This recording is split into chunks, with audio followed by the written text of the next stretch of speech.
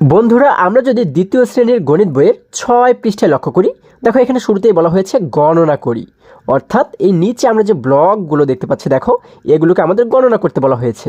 তারপরে বলা হয়েছে পড়ি অঙ্কে, অর্থাৎ আমরা এখানে গণনা করে যে কয়টি ব্লক পাবো সেটিকে কিন্তু আমরা অঙ্কে এই জায়গাতে পড়বো, সেই সংখ্যাটিকে পড়বো, তাই না? তারপরে বলা হয়েছে পড়ি কথায়। আচ্ছা, তাহলে এই সংখ্যাটিকে কিন্তু আমরা এই জায়গাতে এসে কথায় পড়বো। এবং তারপরে অর্থাৎ সর্বশেষ বলা হয়েছে কথায় লিখি, অর্থাৎ আমরা যে সংখ্যাটি পাবো সেটিকে কিন্তু এই জায়গাতে আমরা কথায় লিখে দেব। আচ্ছা, তাহলে দেখো শুরুতেই যেহেতু বলা হয়েছে গণনা করি, অর্থাৎ আমরা যদি এখানে একটু গণনা করি যে এখানে মোট কতগুলো ব্লক রয়েছে, দেখো আমরা লক্ষ্য করলে দেখতে পাচ্ছি এই যে এক একটি শাড়ি, এক একটি শাড়িতে কিন্তু মোট 10টি করে ব্লক রয়েছে, ঠিক আছে? আচ্ছা, তাহলে দেখো আমরা যদি একটু গণনা করি, দেখো আমরা জানি 1-10কে বলা হয় কিন্তু 10, তাই না? তারপরে 2-10কে বলা হয় 20, 3-10 হয় 30, তাই না? আমরা যদি এইভাবে করে গণনা করি, দেখো 1-10 10, 2-10 20, 3-10 30, 4-10 40, এবং এই জায়গাতে কিন্তু দেখো আরও 10টি নেই, তাই না? একটি মাত্র কম রয়েছে, উপরের ব্লকটি কিন্তু নেই, তাহলে এখানে রয়েছে কিন্তু 9টি, তাই না? আমরা যদি আবার গণনা করি, দেখো 9টি রয়েছে কিনা, 1 2 3 4 5 6 7 8 9, এখানে কিন্তু 9টি রয়েছে। তাহলে এই পর্যন্ত আমরা পাচ্ছি হচ্ছে 40টি, তাই না? অর্থাৎ 4-10 হয় 40, এবং এই 40-এর সঙ্গে যদি আরও 9টিকে আমরা নেই, তাহলে কত হয়ে যাবে? আমরা জানি 4 10 এবং 9, অর্থাৎ 4 10 9 49, তাই না? দেখো এখানে কিন্তু আমরা দেখতেই পাচ্ছি রয়েছে 49। আচ্ছা, এই জায়গাতে কিন্তু আমরা কথায় পড়বো 49, এবং এই জায়গাতে আমাদের বলা হয়েছে কথায় লিখি, অর্থাৎ এই যে 49 আমরা পাচ্ছি, দেখো এটিকে আমরা এই জায়গাতে কথায় লিখে দেবো। দেখো এই জায়গাতে কিন্তু কথায় আমাদের লেখা রয়েছে, তাই না? এটিকে দেখে দেখে আমরা যদি এই জায়গাতে 49 লিখে দিই, তাহলেই কিন্তু হয়ে যাচ্ছে। দেখো খুবই সহজ, কিন্তু আমরা এখানে দেখে দেখে লিখে দেবো 49। দেখো 49।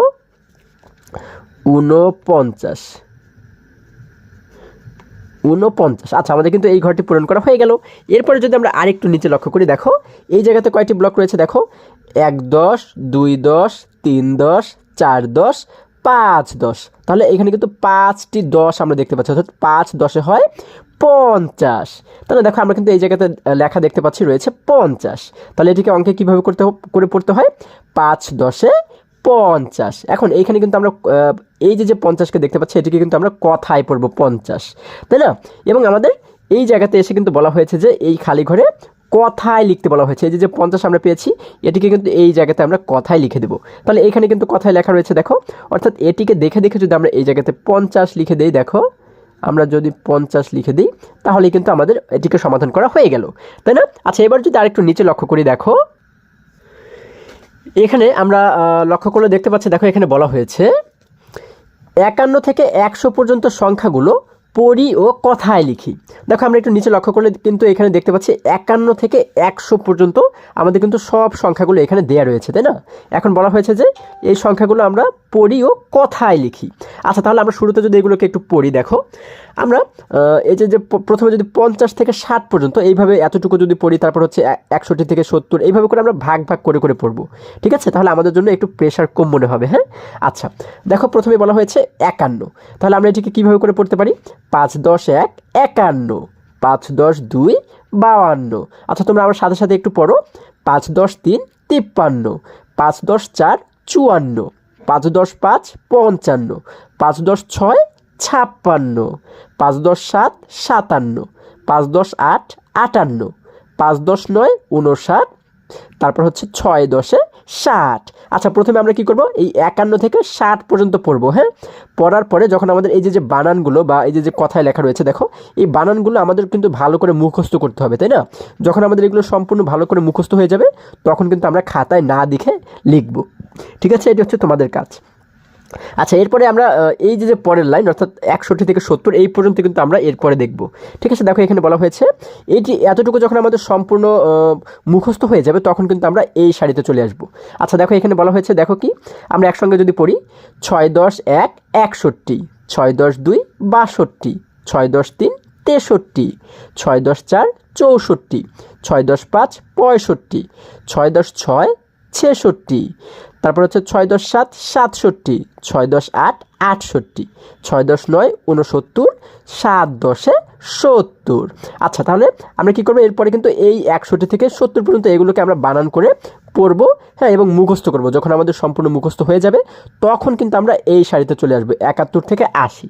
দেখো এখানে বলা হয়েছে 7 × 1 71, 7 × 2 72, 7 × 3 73, 7 × 4 74, 7 × 5 75, 7 × 6 76, 7 × 7 77, 7 × 8 78, 7 × 9 79, 8 × 80।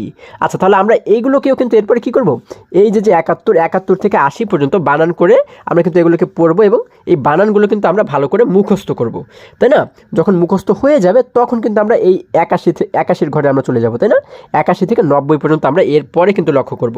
দেখো এখানে আমাদেরকে বলা হয়েছে 8 × 1 81, 8 × 2 82, 8 × 3 83, 8 × 4 84, 8 × 5 85, 8 × 6 86, 8 × 7 87, 8 × 8 88, 8 × 9 89, 9 × 90। দেখো আমাদের কিন্তু 90 পর্যন্ত পড়া হয়ে গেল, তাই না? তাহলে এগুলো কিন্তু তোমরা ভালো করে বানানগুলো মুখস্থ করবে, হ্যাঁ, এবং যখন মুখস্থ হয়ে যাবে তখন 81 থেকে 90 পর্যন্ত কিন্তু তোমরা না দেখে কিন্তু কথায় লিখবে, তাই না? অর্থাৎ বানান করে করে কিন্তু তোমরা লিখবে।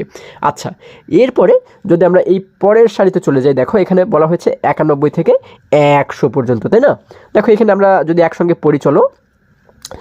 9 × 1 91, 9 × 2 92, 9 × 3 93, 9 × 4 94, 9 × 5 95, 9 × 6 96, 9 × 7 97, 9 × 8 98, 9 × 9 99 এবং সর্বশেষ কিন্তু বলা হয়েছে 10 × 100, তাই না?